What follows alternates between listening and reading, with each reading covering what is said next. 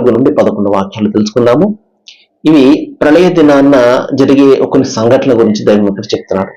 ఏం చెప్తున్నాడు అంటే, ఆ రోజున అంటే ప్రళయ దినాన్న ఏ ఏ సిస్టమ్ అయితే ఈ రోజున మనము చూస్తున్నామో, ఇంత పకడ్బందీ అయినటువంటి సిస్టమ్ వ్యవస్థను మనం చూస్తున్నామో, ఇంత బ్యాలెన్స్డ్ గా నడిచే వ్యవస్థను అయితే మనం చూస్తున్నామో, అప్పుడు అంతా కూడా ఇంబ్యాలెన్స్ అయిపోతుంది. అన్ని వ్యవస్థలు కూడా సడలిపోతాయి. అది చెప్తున్నాను.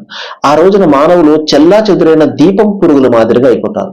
దీప పురుగులు చూడనట్టు ఇటు ఒక వరుస ఉండదు కదా, ఎలాగ పడితే అలాగే మనుషులందరూ కూడా చెల్లా చెదురుగా దీప పురుగుల మాదిరిగా అయిపోతారు.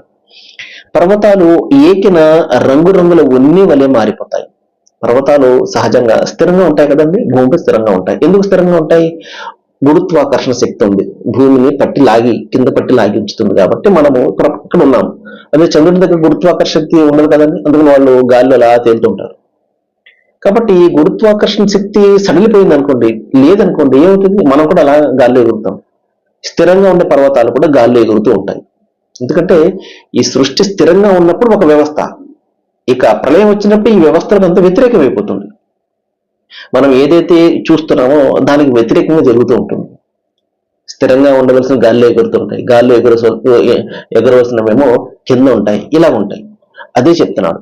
పర్వతాలు ఏకిన రంగురంగుల ఉన్ని మాదిరిగా, దూది ఏకినప్పుడు ఏ విధంగా పైకంతా చూడండి, అవన్నీ కూడా అలాగా గాల్లో తిరుగుతూ ఉంటాయి పర్వతాలు.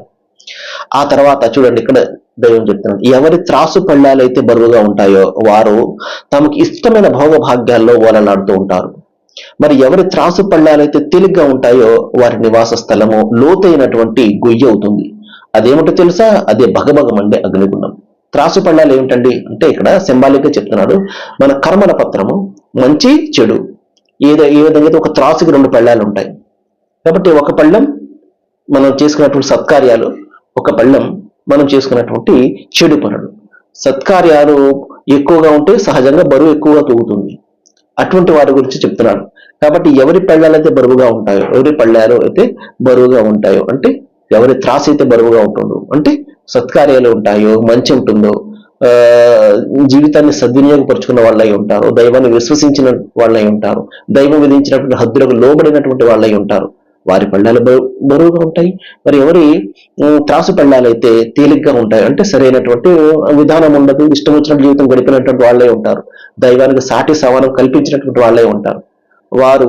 మరి ఈ విధంగా వీరి యొక్క పర్యావసానము స్వర్గం అయితే బరువుగా ఉండే వాళ్ళది, తేలిగ్గా ఉండే వాళ్ళ యొక్క పర్యావసానము మరి భగభగం అంటే అగ్ని. ఆ అగ్ని ఏంటి? అది నరక అగ్ని అని చెప్పేసి దైవం హెచ్చరిస్తున్నారు. సర్వేజన సుఖినో భవంతు. Thank you very much.